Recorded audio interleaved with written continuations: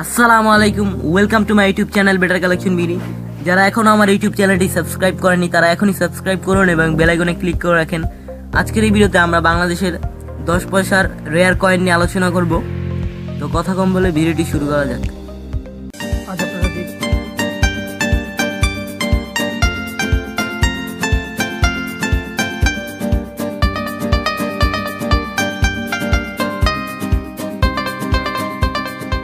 আজ আপনারা যে কয়েনটা দেখতেছেন বাংলাদেশের 10 পয়সা, এই যে দেখেন, এটা 1983 সালের। আমাদের কাছে 74 সালের আছে। যদি কেউ আমাদের এই ভিডিওটা না দেখে থাকেন তাহলে নিশ্চয়ই ভিডিওটা দেখবেন। আর এই যে আজ যেটা দেখাচ্ছি সেটা হচ্ছে 1983 সালের 10 পয়সা। এই যে দেখেন, অনেক সুন্দর ডিজাইন করা হয়েছে, লেখা আছে বাংলাদেশ। এই যে 10 পয়সা, এখানে একটা সুখী পরিবারের একটা ছবি ব্যবহার করা হয়েছে। একটা স্লোগান ছিল, মেবি স্লোগানটি হলো দুটি সন্তানের বেশি নয়, একটি হলে ভালো হয়। এটাই ছিল এই স্লোগানটি। এখন আমরা কয়েনের বিষয়ে আসি। এই যে পিছনে যেই লোগোটা ব্যবহার করেছে শাপলার, অনেক সুন্দর দেখেন।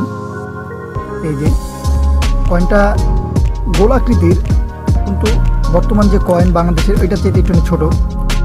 এই যে সেম কয়েন, শুধু রেয়ার হওয়াতে আমরা অনেক কষ্ট করে এগুলো কালেকশন করছি, কারণ এগুলো এখন আর পাওয়া যায় না। এগুলো আগে ব্যবহার করা হইতো, এগুলো এখন বন্ধ করে দেওয়া হয়েছে। মেবি এগুলো 1990 সালের দিকেই বন্ধ করে দেওয়া হয় বাংলাদেশে, বা 94-95 সালে। Same coin. এই কয়েনগুলো আমরা প্রথম দিকে অনেক কষ্ট হয়েছে আমাদের কালেকশন করতে। এই যে সেম, আমাদের কাছে মোট 83 সালের 5টা কয়েন আছে বাংলাদেশের 10 পয়সার।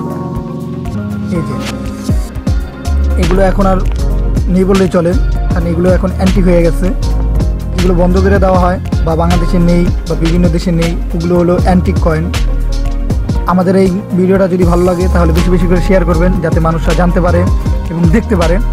আমাদের সাপোর্ট করবেন, এটাই আমরা আশা করি। আমরা এগুলো বিক্রি করি। এই 5টা কয়েন যদি কেউ কিনতে চান, ভিডিওর নিচে ফেসবুক পেজ এবং গ্রুপের লিঙ্ক দেওয়া থাকবে, এখানে সরাসরি আমাদের সাথে যোগাযোগ করতে পারবেন। আর মেবি এই কয়েনগুলো আপনার রূপার বা সিলভারের হবে। তো আজকের এই ভিডিওটি ছিল এই পর্যন্তই। যদি ভালো লাগে তো লাইক করবেন, কমেন্ট করবেন, শেয়ার করবেন। আমাদের ভিডিওটি ভালো লাগলে একটি লাইক তো করে দেন। তো দেখা হবে আগামীতে অন্য কোনো ভিডিওতে। ভালো থাকবেন, পরিবেশকে ভালো রাখবেন।